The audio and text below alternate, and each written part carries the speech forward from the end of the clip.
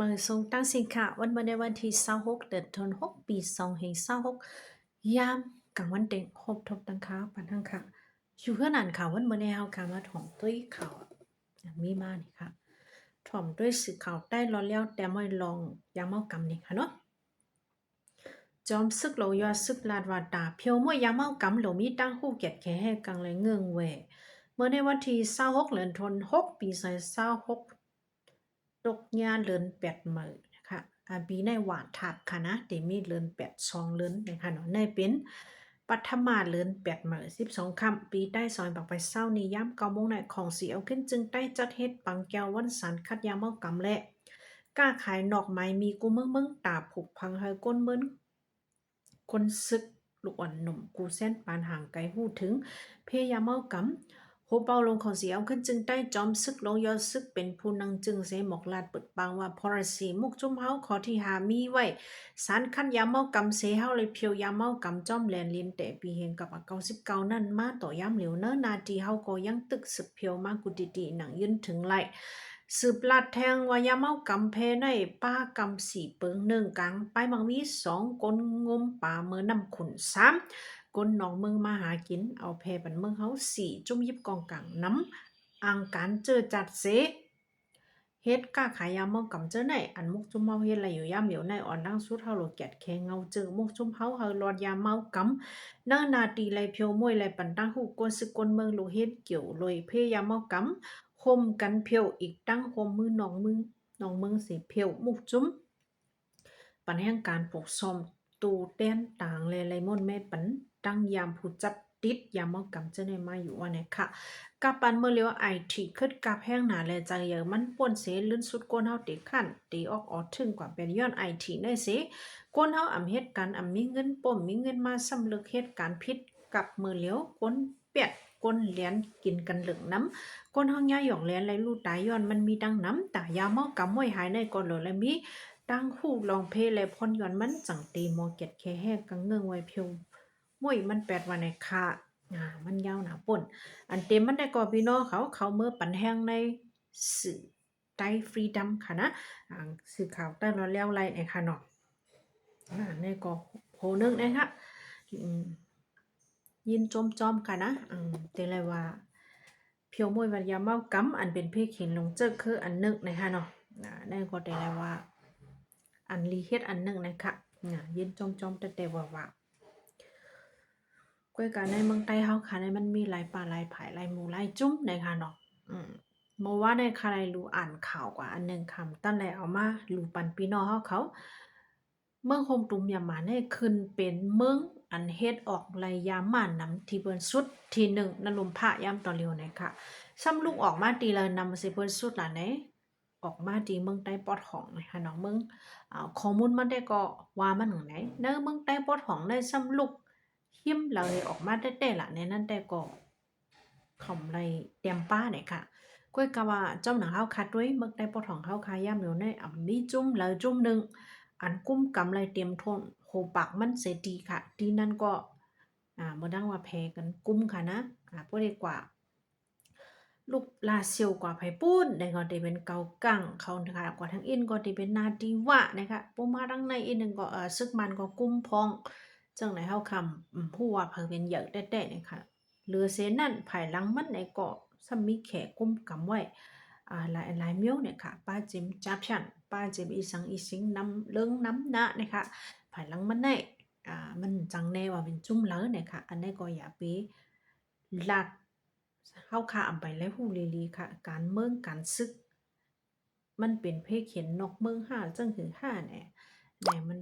ตึกโหลดแทงตั้งข้าวยามตั้งน้ำเนี่ยค่ะเฮาอำลูกว่าหาข้อตอบว่า เปิ้นได้ก็เปิ้นดื้อเด็กใครยากก้าวเฮาย้อนปึกคะไรคือเฮามึงเฮาอยู่เหย้านะคะเฮาอำโลมาเถียงกันผิดกันแล้วอันเฮาขาดแต่ละเฮ็ดได้ก็ปุ่นพรเฮาขามีได้โดนเลยสั่งสอนให้ลูกหลานเฮาย่านไกลกันตั้งยาเมากำเพยาเมากำในมันเป็นจังนั้นคือโดนเลยลัดในลูกหลานเฮาเขาฮู้ป้องได้เป็นปุ่นพรเฮาค่ะเนาะ เพราะว่าตั้งหู้ตั้งขันลูกอ่อนลูกหลานเฮาค่ะกวางมาแต่ก็เขาก็ได้ฮู้พรย้อนมันแหได้สึกมิงเมาจ้อมเนี่ยค่ะนะได้ก็โหนึงนะคะกว่าทั้งต่างลอกนะคะเนาะ นะคะติงยอบไรเงินไทย23ล้านตีโคโคเมสายตาคิเล็กตีหิมโคคามสองฝั่งเมืองหมายหนึ่งเมสายตาคิเล็กในเจ้าหน้าที่ไผ่ขวัญเมืองไทยเขาติงยอบไรเงินไทย23ล้านอันนำไรขว้างเสียโตเขาเมืองเมียนมาวันนี้ค่ะเจ้าหน้าที่ไผ่ขวัญลาตีผู้สื่อข่าวว่ามือป่วนมาวันที่23เดือนธันวาคมปี2026พ้องมือเขาตึกเปิดกดทัดรถก้าอันตีลูกตั้งฝั่งเมืองไทยคำกว่าฝั่งตาคิเล็กนั่นไล่กดทัดป้ากาลำหนึ่งอันมีป้ายหมายฝั่งเมืองโฮมตุมยามาเมื่อกดทัดซอกด้วยตึกเจ2ตึกอันใส่ไว้ป่าแหงโคมันลูกโคจึงเนื้อมันเลยหันลักษณะมาเงินไทยไว้เหียงตั้งน้ำเมื่อนับด้วยจึงเนื้อตึกที่หนึ่งมีเงินไว้เหียง17หอเยหอแล้วมี1ล้านเป็น17ล้านแทงตึกหนึ่งก็มีแทง6หอนะคะมีแทง6ล้านนะคะนะดังหมดก็โฮมเสียงเลยว่า23ล้านไป23,000 วัตต์นะคะเนาะในก็ข่าวลงตอนวันเมื่อไหร่นะคะนะก้นฮอก้าเป็นเจ้ามันก้อนหนึ่งอายุ31ปีอำเนเลยศักดิ์ศรีหลักฐานอะไรขว้างตอกเงินตีไผ่ทำขอนกอบนั้นเจ้าหน้าที่เขาติงยาบ่อยมันใจเสเตเอาตั้งพิษกว่าจ้อมหนังไม้มีทำขอนอำไรขว้างเสลักหลอมโตส่งเงินตั้งพิษป่นแปลนไม้มีลงกุบกำกันเรียกเงินในค่ะเมืองไทยเมืองลาวเมืองไทยให้ห้ามไว้นะคะใจว่าก้นต่างเมือง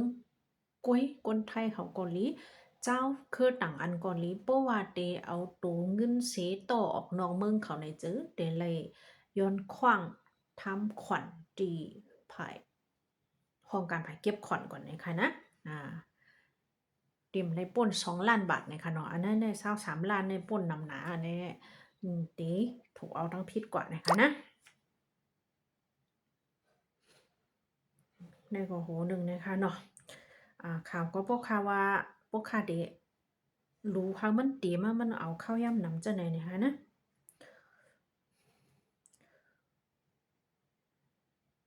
ย้อนตั้งอยากผึดกูลองแลก้นเมืองเหมียมมาปลายเขาเมืองไทยข้าวตั้งสีเหลินมีหมอก700,000วันในค่ะจ้อมเลยลงตกกินอยากผึดอันเป็นมาไว้หลังปังตึกขั้นหาบการซึกแผ่นลินไว้เจมเจ้านั่นแลก้นเมืองเหมียมมาออนกันไปเขาเมืองไทยเนื้อข้าวตั้งสีเหลินในกล้วยมีหมอก700,000ในค่ะภายเหตุการณ์เกี่ยวลองก้นไปยันเมืองจุ้มเมืองลุมฝ่าย International Organization for Migration IOM เขาออกเล็กปืนเผาเมื่อวันที่23เดือนธันวาคมปี2020ในวันแต่เอาเดือนธันวาคม1ต่อถึงเดือนธันวาคม4ในปี2020ในเฮ็ดทางก้นเมืองคมตุมยามาปลายเขาเมืองไทยมีหมอก700,000เนื้อนั่นหมอก300,000ในมีวัดหมายฟังสังเสลักล้อมเข้ากว่าตั้งเถินกำพองก็สึกเข้ากว่าตั้งมาเลเซียนี่ค่ะในก็โหนึงเองค่ะในการนำเรือเซเปอร์นั่นก็ปลาเมืองไทยเมืองไต้เฮาขาดเนี่ยค่ะเนาะจอมหนึ่งเฮาขาดไรฮู้บ่ได้มาด้วยอันเป็นตั้งการก้นเมืองโฮมตุมยามาอันมีอยู่ในเมืองไทยเมื่อแล้วในจ้าอันมีวัดเวอร์ไว้ค่ะนะวัดเวอร์อันเขาตั้งตื้อจ้ามีพาสปอร์ตแหละอันนั้นก็มีว่าเหตุการณ์แหละจังได๋มีอยู่หมอก4ล้านนี่ค่ะ4ล้านปลายๆเนี่ยค่ะจ้างอันมีวัดเวอร์อันนั้นก็แลกหลายกว่าจ้าตื้อวัดโหซุนเลยสังสิงจังได๋ก็ยังมีทางตั้งนำในค่ะนะในแต่ก็เป็นทางอันนึงอันใครมาฝากปันพี่น้องเฮาเขาในค่ะเนาะ ย่อก็แผ่นลินไว้ที่เมืองเวเนซุเอลาในเนี่ยค่ะคนดูตายในมีกว่า10,000ไปอ่ะเนี่ยค่ะเนาะต่อถึงย่ำต่อเลี้ยวเนี่ยก็กูเมืองยังตึกเข้ามือจอยแถมปกป้องจอยหาตูพุทธเพเจ้าในเนี่ยค่ะนะย่อก็เฮาค่ะมาถ่อมด้วยทางข่าวเมืองใต้ปอทองเฮาพองค่ะเนาะข่าวช่วยพีเมีแต้มหมอกลาดว่ากิกหลันซึกมันอันตั้งไว้ดีอ่าป้านมาเถ่งนะคะนะตั้งเขาเมืองเวียงเมืองกุดนะคะปันลดก้าต่างกุนเขาเมื่อดังเวียงเมืองกุดนะคะย้อนเปิดนั้นลดก้าเจ้าในการไหลไหวโหปอกขึ้นเมื่อตั้งเวียงจอกแม่เลยสั่งเลยนะคะเนาะย้อนเปิดว่าเขาตีใครตัดเป็ดเขานำตั้งกินไผซึกลูกพื้นก็เป็นไรนะคะเนาะย้อนเปิดหิมพร้อมเมืองกุดในเจ้าหมาเฮาคาไรฮู้เดี๋ยวมีจุ้มลูกพื้นอยู่ไว้ในคณะลดก้าต่างกุนเจ้าในก็ได้ลูกตั้งเวียงจอกแม่ลูกตั้งเมืองลงให้ก็ขึ้นมือกะนี่ค่ะพวกว่าแผวขึ้นตีอันห้องว่ากิกหลานปั้นมาถึงอันว่าในซึกมันอยู่ที่นั่นเนี่ยก็ให้หาไม่ตื่นปันเข้าเมื่อย้อนนั้นแลลดก้าเนี่ยคำไว้ดังหึงตั้งนานกำพองก็ไหลไหวโหปอกมากขึ้นเจ้าในก็มีนะคะในก็โหนึงเลยค่ะ